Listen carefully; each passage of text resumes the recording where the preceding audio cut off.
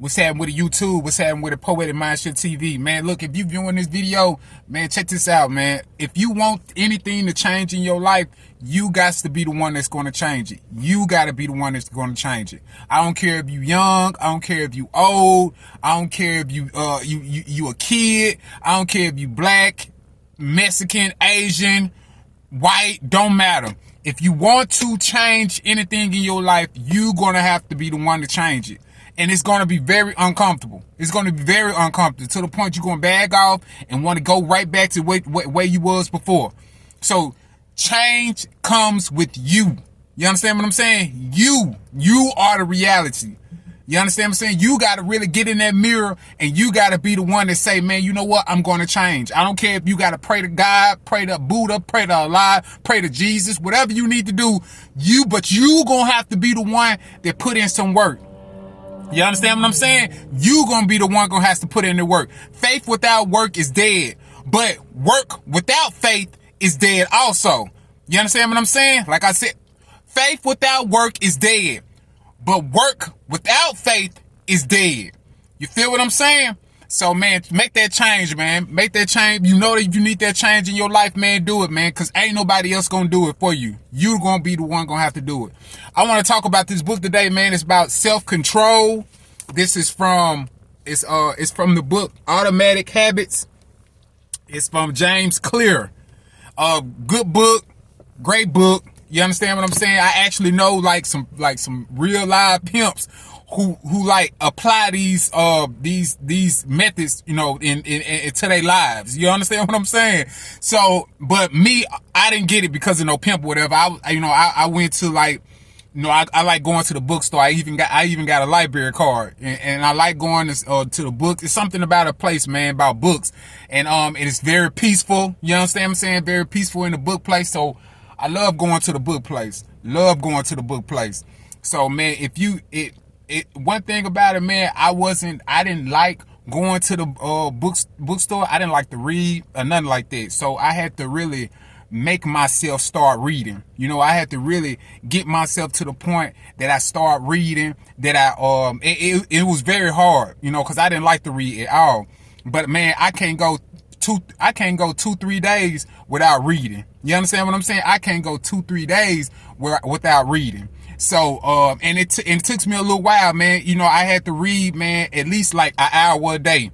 You know what I'm saying? Just an hour a day. I just constantly, you know, I read an hour a day. And then after a while, it just got, you know, automatic. You know, automatic is in my subconscious mind. I have to read. You know, like I said, I can't go 2-3 days without reading. I have to read. I can't go a day without reading. Be honest with you. I might can go 2 days, but after 1 or 2 days, I got to start reading, man. I got to read, man. So, man, apply that to your life, man. If you're not reading, apply that to your life. You'll see a very difference in your comprehension and the way you talk to people and all that. But anyway, this part I'm reading out the book is called Secret of Self-Control. It's about self-control. In 1971, as the Vietnam War was heading into its 16th year, Congressman Robert Steele from Connecticut and Morgan Murphy from Illinois made a discovery that stunned the American public.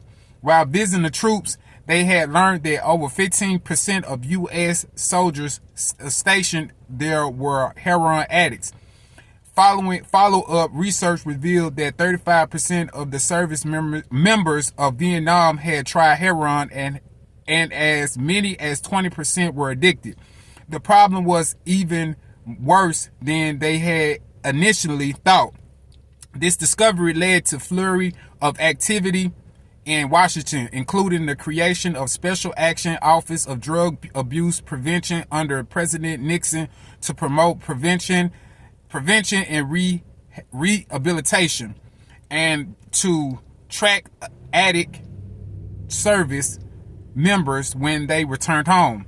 Lee Robbins was one of the researchers in charge. In a finding that completely upended the accepted beliefs about addiction, Robbins found that when soldiers who had been heroin users returned home, Only 5% of them became a re-addict within a year, and just 12% relapsed within 3 years. In other words, approximately 9 out of 10 soldiers would use heroin, and Vietnam eliminated their addiction nearly overnight.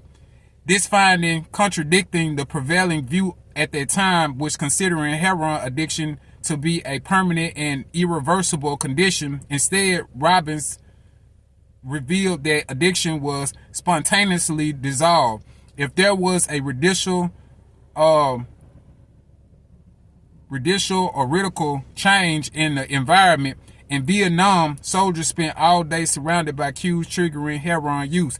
It was easy to access. They were engulfed by the constant stress of war. They built friendships with fellow soldiers who were also heroin users, and they were thousands of miles from home. Once a soldier returned to the United States, though he found himself in an environment devoid of those triggers, when the context changed, so did the habit.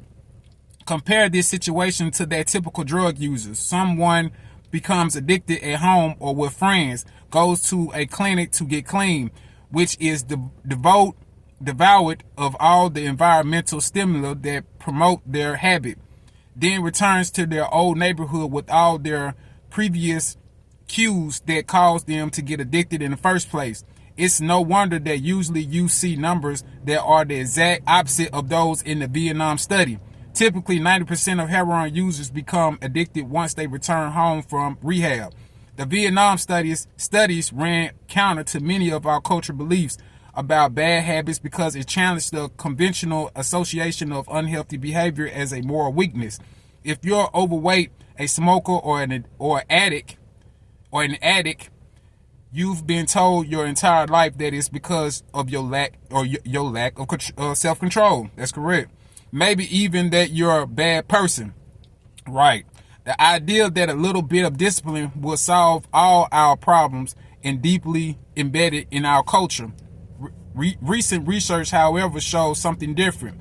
When scientists analyze people who appear to have tremendous self-control, it turns out those individuals aren't all that different from those who are struggling instead discipline. People are better at structuring their lives in a way that does not require heroic willpower and self-control. In other words, they spend less time in tempting situations. The people with the best self-control are typically the ones who need to use it the least. It's easier to practice self-restraint when you don't have to use it very often. So yes, perseverance, grit, and willpower are essential to success. But the way to improve these qualities is not by wishing you were a more disciplined person, but by creating a more disciplined environment. This counterintuitive idea makes even more sense once you understand what happens when a habit is formed in the brain. A habit that has been encoded in the mind is ready to be used whenever the relevant situation arises. When Patty Owell, a therapist from Austin, Texas, started smoking, she would often light up while riding horses with a friend. Eventually, she quit smoking and avoided it for years. She had also stopped riding. Decades later, she hopped on the horse again and found herself craving cigarettes for the first time in forever. The cues were still internalized.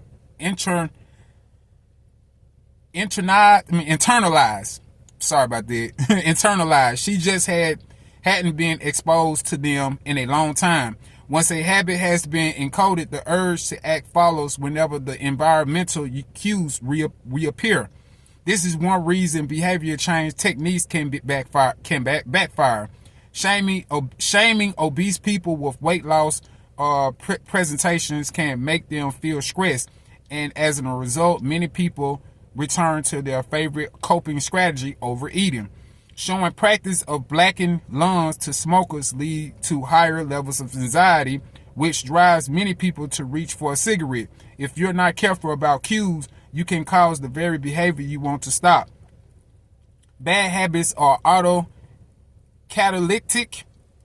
The process feeds itself. They foster the feelings they try to numb.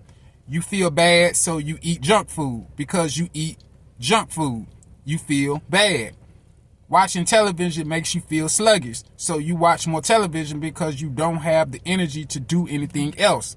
Worrying about your health makes you feel anxious, which causes you to smoke, ease your anxiety, makes your health even worse, and soon you're feeling more anxious. It's a downward spiral, a runaway train of bad habits. Researchers refers to phenomenon as a cue-induced wanting, an external trigger causing a compulsive craving to repeat a bad habit. Once you notice something, you begin to want it. This process is happening all the time, often without realizing it. Scientists have found that showing addicts a picture of cocaine for just 30 minutes or milliseconds stimulates the reward pathway in the brain and sparks desire. Oh man, that's crazy. That is crazy. This speed is, just imagine people who are addicted to sex though. This speed is too fast for the brain to constantly register. This addicts couldn't even tell you what they had seen. It's crazy, but they crave the drug all the same. Here's the punchline: you can break a habit, but you're unlikely to forget it. Once you mental grooves of habit have been craved into your brain, they are nearly impossible to remove entirely, even if they go unused for quite a while.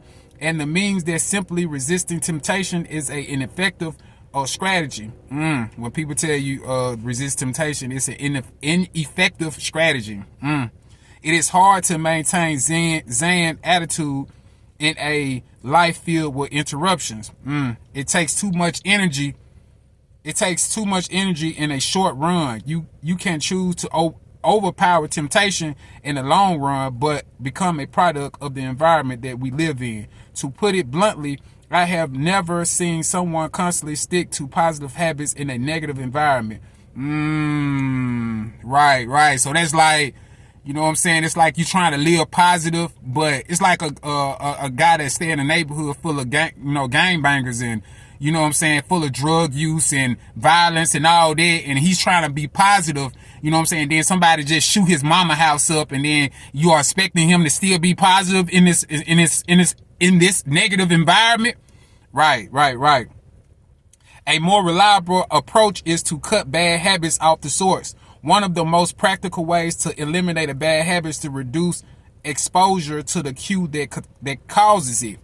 If you can't seem to get any work done, leave your phone in another room for a few hours. If you're continually feeling like you're not enough, stop following social media accounts that trigger jealousy and envy. If you're wasting too much time watching TV, move the TV out the bedroom. If you're spending too much money on electronics, quit reading reviews of the latest tech gear. If you're playing too many video games, unplug the console and put it in the closet after each use. This practice is an inversion of the first law of behavior change. Rather than make it obvious, you can make it invisible. I'm often surprised by how effective simple changes like these can be. Remove a single cue and entire habit often fades away. Self-control is a short-term strategy, not a long-term one. You may be able to resist temptation once or twice, but it's unlikely you can muster the willpower to override your desires every time. Instead of summoning a new dose of willpower whenever you want to do the right thing, your energy will be better spent optimizing the environment. This is a secret to self-control. Make the cues of your good habits obvious and cues of your bad habits invincible. Okay, and it's got this little you might can't see it. I'm trying to show you, but it's like this little bar, it's like this little graphy thing. It's kind of showing you how to create good habits and how to break bad habits. You know, so it's giving you like little examples. But man, just, you know, purchase the book, man. Get the book. It's a good read, man. It's a very good read. Very good read. It's something that you can apply to your life, man. All right, man. Love, peace, and power, man. Make sure you like.